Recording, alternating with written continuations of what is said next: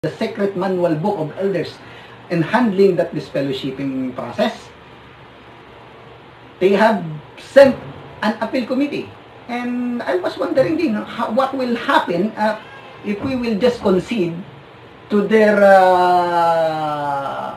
request of just reprimanding the brother and not disfellowshipping him. What will do? Are they going to, what will they do? Are they going to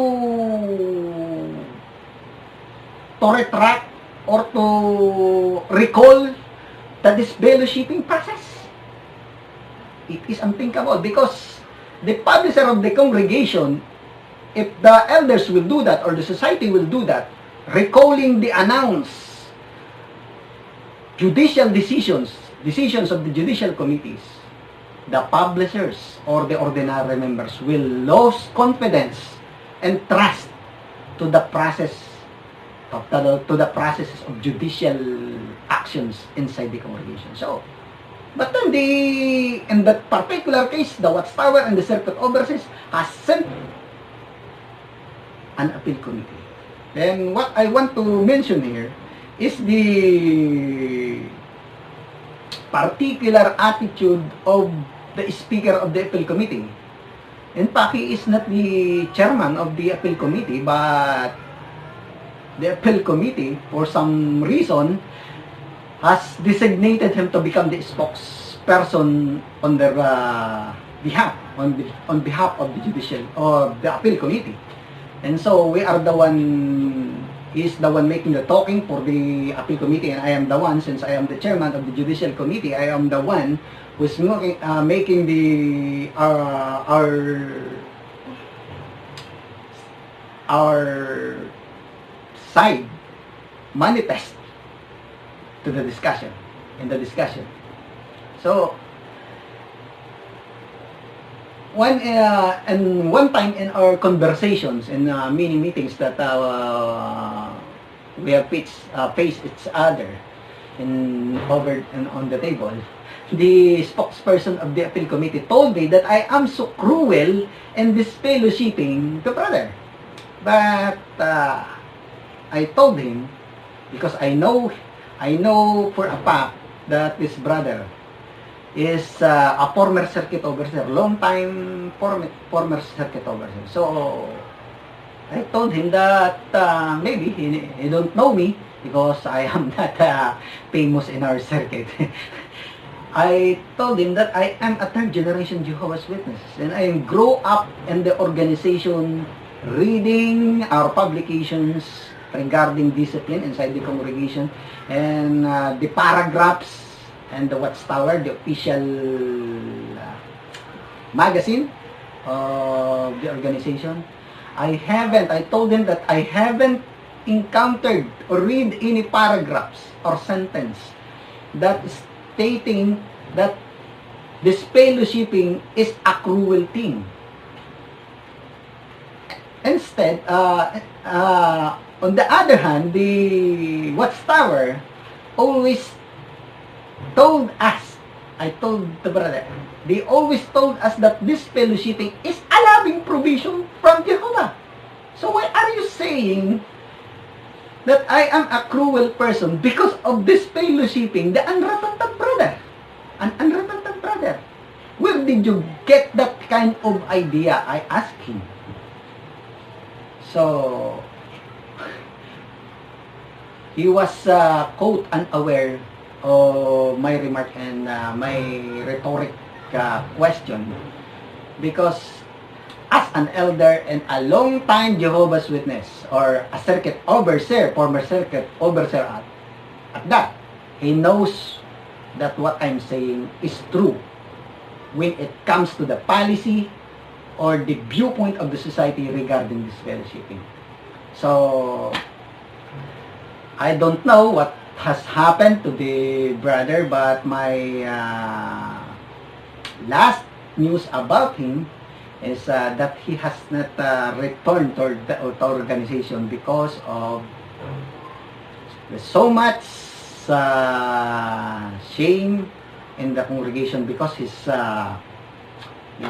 case has dragged on for so many months being discussed by a judicial and an appeal committee. I want to discuss this event and some other videos specifically, but for now I have to relate this experience, my experience about the disfellowshipping, because it is a very bad experience. In fact, some who has been disfellowship, I didn't personally know any person who has committed suicide, but when interacting with other ex-JW communities, I have learned that some of their relatives are being forced to commit suicide because of the shame, the intentions that they felt because of being a disfellowship. Yes, disfellowshipping is a cruel. I now want to subscribe to the opinion of the brother who is a former circuit officer that it is indeed a cruel thing to disfellowship a brother.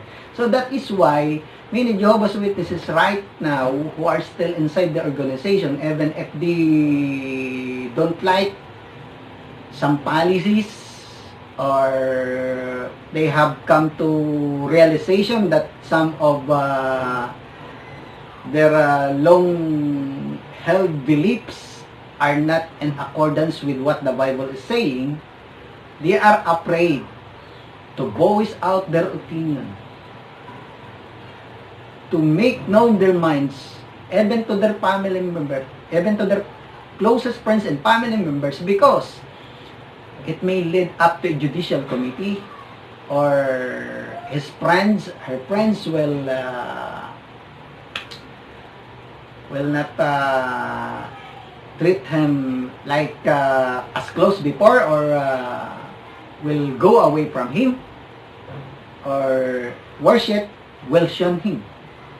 Shunning is the result of being disfellowship or disassociated from the congregation.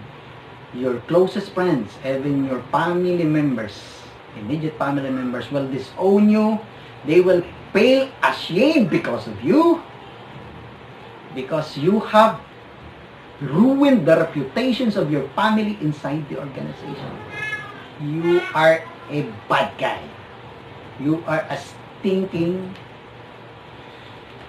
member of their family or their circle. So they will disown you. And that is what I'm exactly experiencing right now, because I am usually the one going out from our house to buy our needs from outside, from the market, or medicines from the pharmacies, and it is inevitable that I meet in the road members of our congregations, and the reaction is always the same. They will look at me as if I am a total stranger, and still worse, others look defiantly and condemning me in their eyes or in their emotions. Yes, condemnatory look. I have experienced that firsthand. Since they have announced the disassociation and the third week of April. It is very cruel. That is why we can understand why the emotional angst or anger that members of the congregation who has been disfellowship, especially if they have been disfellowship in a very injustice way, just like what I related in one of my videos, just like the brother who was disfellowship without any hearing, judicial hearing, without the benefit of presenting his only witness, and by the judicial committee putting mouths on their own witnesses to ensure the condemnatory outcome of their action of disfellowshipping the brothers. So you can imagine, we can now understand the emotional trouble, emotional and mental torture that they are enduring, because it will result in shame. That brother has lost his job because of the disfellowshipping. The disfellowshipping of him. Because he has now disfellowship, his employer, also a member of the congregation, has fired him from his work. And I already experienced that before I was disassociated from the congregation. Our employer, a ministerial servant from another congregation, has taken actions in order to kick me out from the work without any work-related reason, because I was manifesting a defiant attitude toward the wrong teachings, because I was speaking that I do not believe the teachings of the governing body. So it is a persecution. This fellowshipping, this association is a persecution action from the congregation. It is a persecution. And I know this, that I will not have any choices of leaving the organization honorably. Yes, that is the case. If you are a Jehovah's Witness, there is no honorable discharge from the congregation. If you are alive, the only honorable discharge is only if you die as a submissive member of the church. Then you are honorably discharged. But if you are alive, still alive, and you want to leave the organization, and especially if you are a former knowledgeable elder like me in the congregation, it is impossible to have an honorable discharge from the religion. They will definitely shun you, even though if no disfellowshipping or this association announcement will be made in front of the congregation, they will definitely shun you and despise you in their mind, because you have taken an opposite direction from what they are believing. That is the case. Unlike in other religions, your friends in your former religions will still mingle with you, they will still associate with you, they will greet you in the road or whenever you meet. But in the world, or in the organization of the Jehovah's Witnesses, they will not do that. They will consider you, they will treat you as if you are a total stranger, or as if you are already dead, or you are not existing in front of them. That is the case.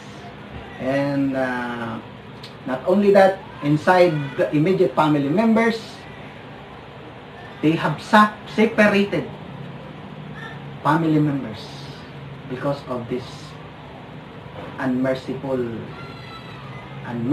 practice inside the organization. This fellowshipping, this association, and sharing. That is why I was doing this video in order for the public to warn them that if you do not want to be embarrassed so much or to be shamed as if you are the worst person alive,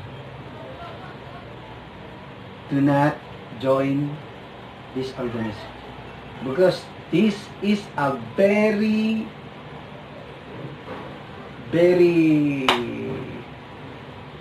this is a very true possibility, an existing possibility that one day you will be disfellowship or disassociated, and you will have to suffer this kind of mental and emotional torture. So if you do not want this to happen to you, yes, do not join. If you do not want to suffer this.